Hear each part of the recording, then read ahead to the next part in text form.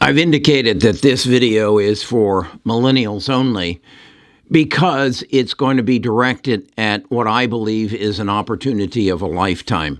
We have more fear in our nation right now, in the world right now, than we have for as I'm alive now 77 years, and I can't remember anything other than the Cold War when we felt we were going to be bombed by Russia and an atomic warfare was going to emerge. I can't remember a level of fear like this in my lifetime.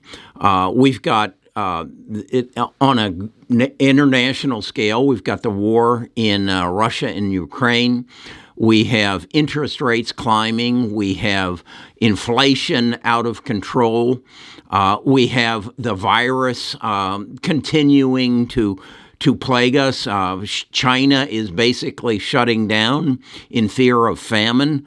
So the world is in a turmoil, and it is just following a period of stock market euphoria. The stock market has grown immensely, and a lot of it is as a result of a 40% increase in a very short period of time of liquidity in the market by governments around the world printing money to take care of the pandemic.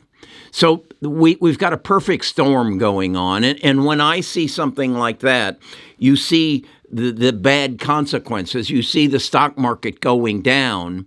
And if you're smart, you look at it and say, okay, for every action, there is a reaction. And who is going to benefit from this? It's you millennials. You millennials, the millennials have an opportunity in front of them right now that only can be compared to the opportunity that was available to my generation as we entered the digital revolution, as companies such as Microsoft and Apple emerged to take the digital revolution and make it available to the baby boomers and the greatest generation ever. And now you have it, and you just assume it's always been there. It hasn't. And what I want to do in this video, in a series of videos, is show you the opportunity that is in front of you as far as an investment. And I'm speaking directly to those of you who are 30 years and younger. And that's because you have time on your side. If you then can add to that time on your side an understanding of how the stock market works and how change drives the economy, and if you can find those companies that are going to implement that change, if you can find the Apple and the Microsoft of today that's going to implement the change that's going to happen in the next 40 years, the 40 years that you're going to be earning money and making investments, you can create a mountain of wealth that up until this time has been unimaginable. And it can not only be to the one percenters, the Jeff Bezos and the Elon Musk. It can be to the Carrie Grinkmeyers and you. It can, well, Carrie may be too old, but it can be to you. It can be to Carrie's grandchildren. If they will recognize what happened in the past and learn from it, and then translate it to what's going to happen in the future. And what I'm talking about in the future is, unlike the digital revolution, we now have the artificial intelligence revolutions. We've taken this digital commodity, which is a computer and computer processing, and we've collected data over the last 20 years, and we're now going to refine that data in such a way that it changes every aspect of our lives. But first, you've got to understand what happened in the past so you can connect that dot to what is happening today, and then connect those two dots to what's going to happen tomorrow.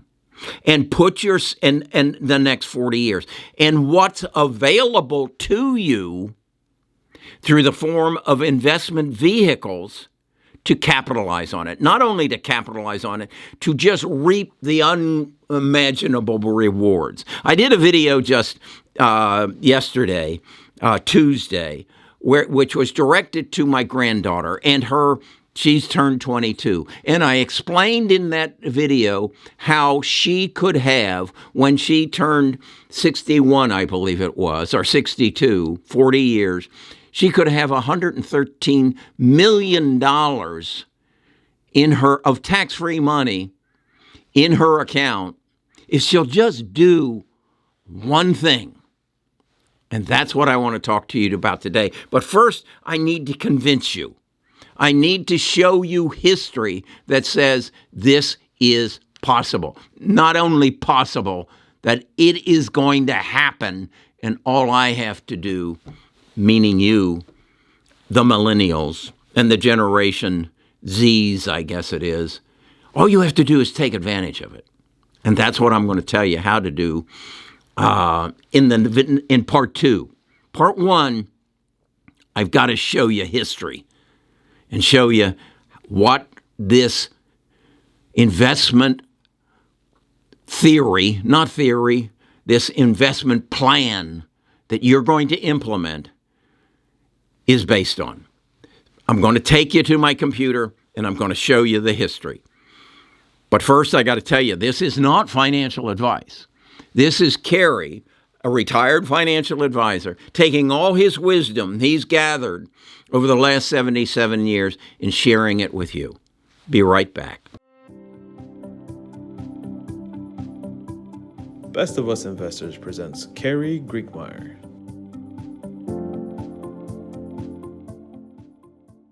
I learn visually. So I'm going to show you, first I'm going to show you a graph, the NASDAQ market, over the last 20 years. And I'm going to show you the events that drove the stock market the last 20 years. And because I want you to understand the market is driven by events and change. And if you can identify the change and then read what's going on, you can anticipate what's going to happen. Then you got to find the people that are going to make that happen, and you invest in them. So that's what it's all about. But first, you got to be convinced that this is going to happen and that you have in front of you an opportunity of a lifetime that isn't going to cost you much. It's just going to require discipline and understanding for you to become a multimillionaire. Okay, so let me take you to the computer. This is my chart that I've built inside of tradingview.com. I honestly don't see how anybody who trades in the stock market or plays in the stock market or works in the stock market can get by without something of this nature. This is the QQQs. It's Invesco's tracking ETF of the NASDAQ market. And I use it because I believe in investing in innovation and disruption and the events that are going to change the way I live. And so this gives me a history of the stock market. And what you're seeing here is the movement of the stock market since 2020 up to current, where it reached its all-time high in January of 2022, and now has come down. I guess it was actually October of 2021.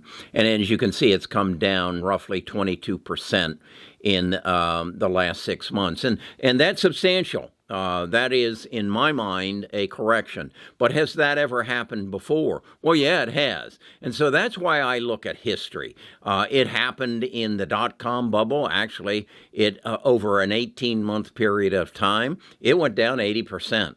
That is to say, if you were in the queue, you lost 80% of your money. And it didn't come back. You didn't get back even until roughly 2016. 16 years to get back. Okay, so that gives you an idea of what can happen in the stock market. Now, some things happened that changed a lot of this, and I depict them. The biggest change is this green line. This is our national debt. and our national debt was $4 trillion in 2000. And as the market had such a correction, the powers that be decided we need to pump the market up by creating liquidity. That is, rain money down on people, and eventually it'll find its way to the stock market, and our economy will grow, because the government depends upon the economy growing, because that generates taxes, and taxes keep the legislators and the president and everybody paid, and all the government employees. So it's important to keep the economy going, to keep the taxes coming in, and keep the people happy, so that the government continue to run. So you can see between 2000 and 2008, they doubled the national debt from 4 trillion to 8 trillion. This is important. This is important because you need to understand that you require liquidity. You require money in my pocket that I don't need for shelter and food to invest in the stock market. Otherwise, Amazon isn't going to grow. I'm not going to buy all the things I want unless I have the money. So the government recognizes that and helps us out on that. So we go through bubbles. We do some stupid things. We had the subprime crisis. This was when the government allowed the banks to get out of control, make bad loans, and the real estate market collapsed. So we saw a 40% drop in the market between roughly 08 and 10, and then it recovered, and the government responded to it by putting more money, more debt into the market, and we, from 2010 to 2018, the government took the debt from 8 trillion to 18 trillion, and that's easy math. They threw $1 trillion a year into the stock market to take it from its downturn, from the stupidity of the banks, and get it back up to where it was growing very strongly. So in 2018, here we are at $8 trillion debt. The stock market is going up. Everything is fine. We enter 2020, and the coronavirus hits us. Holy crap. That's the biggest event that's happened in the world's history. I mean, up until that time, I would have said the biggest event was World War II. But the reality is, World War II didn't affect everybody in the world. But the coronavirus did. And so it took the market down 23% in a matter of 60 days, but it was back up in no time, because guess what? The government pumped $12 trillion into the market. $9 trillion of it came in 1 year. In 2020, $9 trillion. That's a 40% increase in the amount of capital available for spending just in the United States. 40% in 1 year. Well, where does all that money go? It rains down on the world, and it feeds people. It puts a roof over their head, but it keeps moving. It trickles down further and further until it ends up in someone's pocket that doesn't need it for food and shelter. And what do they do with it? They invest it in stocks. And look what happened to the stock market. It just exploded. And that's the reality of the stock market. What was this all driven by? The digital revolution, right back here. That created Microsoft and Apple, the two companies that run the computers, give us our operating systems. That created e-commerce. That's Amazon. That created, as we move forward, social media. That's Facebook. Also, in this, we have a change in the way we are informed. We destroyed magazines and newspapers, but we created Google and Facebook advertising. And that's what drove all this. So that's where we are. Now we have a change in administration. We have a realization that we have just flooded the world with money, and we have created uncontrollable inflation. We're now having to raise interest rates, and we're having to rethink the way our world works. Our supply chain is broken, and so we are entering what some are calling a recession. We were at an all-time high. Let's see, that was in October of 2021, and we are now down 22%. Will it go further? Probably. What I'm here to tell you, the millennials, this is an opportunity of a lifetime. That opportunity was presented to my generation right there in the dot-com bubble, when the stock market lost 80% of its value. If I had invested everything I could at that point, if I had just created a discipline of investing $500 a month, take it out of my salary and invest it in the companies that were going to drive this digital revolution, the Apples, the Microsofts, the Googles, the Facebooks, the Amazons. If I had done that, I would have achieved this and just gone about my day in the past 22 years. Now, right now, I'm getting hurt.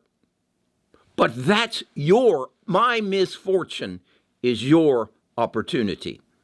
And I want to show you this. I want to take it from a picture and put it into numbers so that you can understand the opportunity that is in front of you. Because what we're doing right now is repeating this, and then we're going to repeat this. And I'll explain to you in another video what's going to replace the digital revolution. We've already done that. But what comes next? And it's all going to be around healthcare, supply chain, energy, big data, and AI. And if you can grasp this and then make a commitment to invest in it, you aren't going to believe what's going to happen to you. Let me take you to my Excel spreadsheet. What I've done here is I want to recreate the digital revolution in numbers. And then, so if you understand that, then I can take you to the next revolutions and you can understand what happens and not get panicked when things go not quite the way you want them to. So this is the start of the digital revolution. In 1982, when we had the World Wide Web was what they talked about, but we needed an operating system, and two of them emerged. One was from Apple, and one was from Microsoft. Apple actually IPO'd in 1982.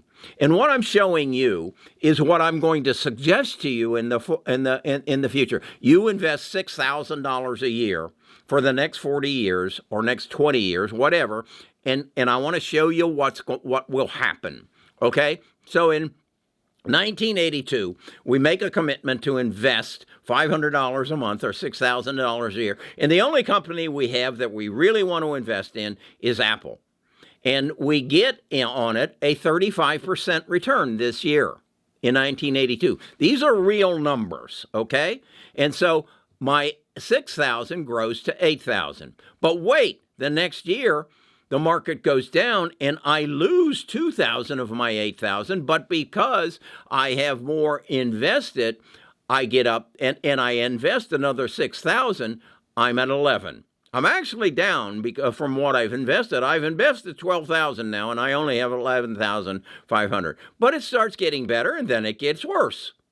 And then we get down here to 1987, and in comes Bill Gates and Steve Allen with Microsoft, and so we invest in that, and we get a bump there. So you following my logic. Now, what I did was I pulled back my investment in Apple from 6,000 to 1,000, and I started investing 5,000 in Microsoft. We go down until the e-commerce comes in and we invest in Amazon. So we do the same thing over and over. I did a video just yesterday about my granddaughter's birthday, and if you want to watch that, I'll walk you through the whole thing. But where I want to take you is over here. We do Amazon, we do NVIDIA. We're recognizing the importance of semiconductors. Google goes public, so we go in there, and then we invest in Facebook. But what I want to show you is the history of what happens. Here we are with our first 8,000 when we're 22 years old. That turns into 11,000. We have a 42% return. Then we get an 82% return, and then we have a $300,000 loss. So our $20,000, it basically goes down a little bit because we are adding to. But as we go through, here we have a 73% increase. Our investment, our portfolio grows from $176,000 to $305,000, and then the very next year, 2 years later, we lose 24% of what we had. So our $344,000 shrinks to $261,000. Does this set in as panic? You bet it does. But we stay with it, because we understand that we're going through some bumps. And again, the bumps get worse. They get better, and then look what happens in the dot-com bubble. We have a loss of 64%. That's in 2000. That's the dot-com bubble. Our 4 million shrinks to 1.7. Are we panicking, or are we going to stick to the plan? Because we don't care what happens on the short term. We're interested in the long term. We're investing for the next 40 years. Okay, or from 22, we're now somewhere we're 40 years old. But look what happens. This continues to go up and down. Here we are in 2008, I believe it is. Yeah, this is the subprime crisis. We're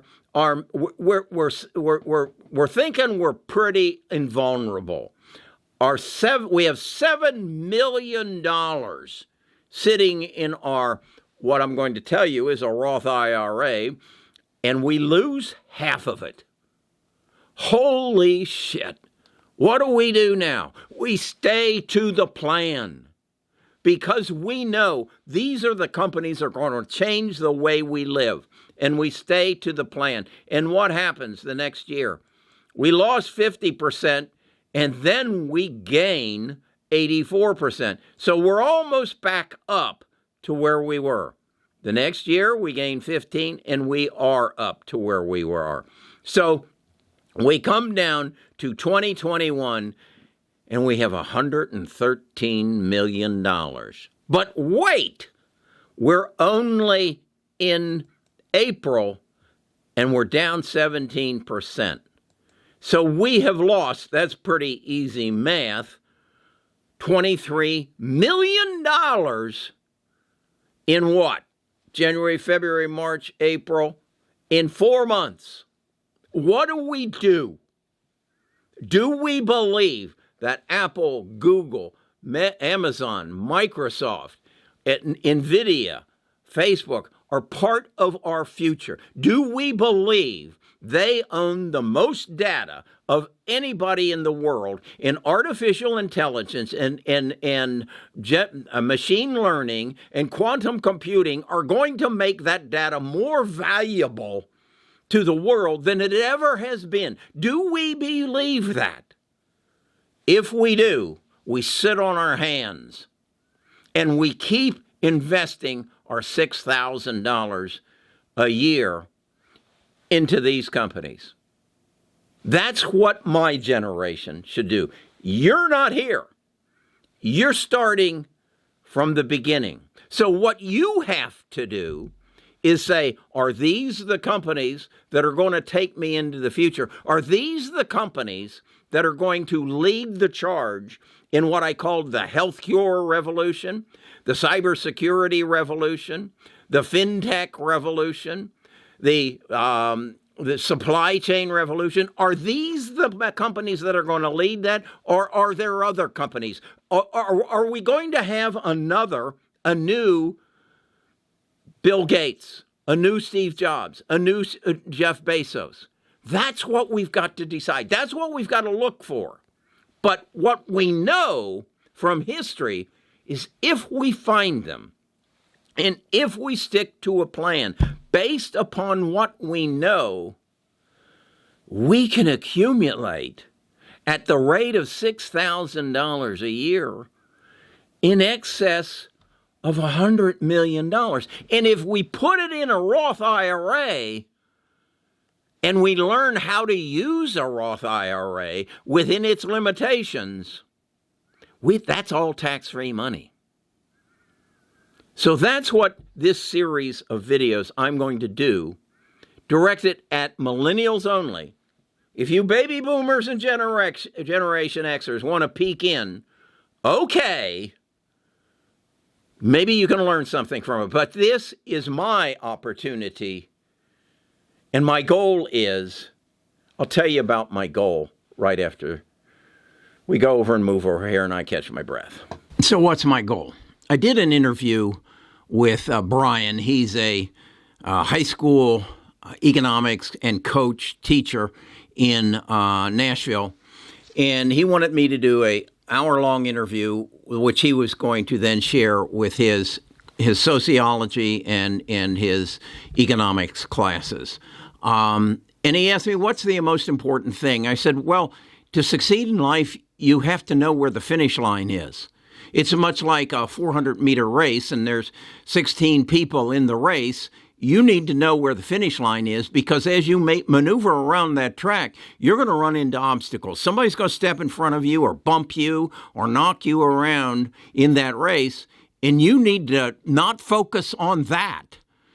You need to pivot, get into another lane, and focus on that finish line. And that's what my goal is. I have a goal. You should have a goal. I hope your goal now is to accumulate over $100 million between your 22nd birthday and your 62nd birthday. I hope that's your goal. My goal, on the other hand, I don't have 20 years. I don't have 40 years like you might. My goal has to be achieved, I would say, within the next 10 years. So my goal is to influence the lives, to make a difference in 1 million millennials' lives. And that's what this series of videos is going to be about. I probably won't do them all at once, but that's what I want to do. I want to lay in my coffin and say, I changed the lives of over 1 million people, and I did it by making them multi-millionaires, merely by sharing my knowledge, merely by bringing them together in a collective, what I call a tribe, and working together to get through the race. So let's assume we're in that 400-meter dash, and we have a team. And we work together. We draft each other. We maneuver around our opponents to get ourselves to a victory. That's what investing is all about. And that's what I want to teach you. That's what I want to take you as I achieve my goal. And that is to make you a multimillionaire. Is it possible? Yeah, it is. Why hasn't somebody else done it before? Because the things were not in the place to make it possible. First of all, who would you have turned to? Your financial planner or Wall Street? No, they work on commission. They have an ulterior motive. Wall Street is, if you don't really understand Wall Street, do you understand Caesars in Las Vegas? That big palace that you walk into and you pull the arm? Who pays for that palace? The guy pulling the arm. The only chance you've got at Caesars is at the poker table. And if you're too good, they won't let you play. So that's what you need to recognize, you millennials. That's the game you're playing. Okay? So take advantage of it. Don't play the slot machines. Don't play the blackjack.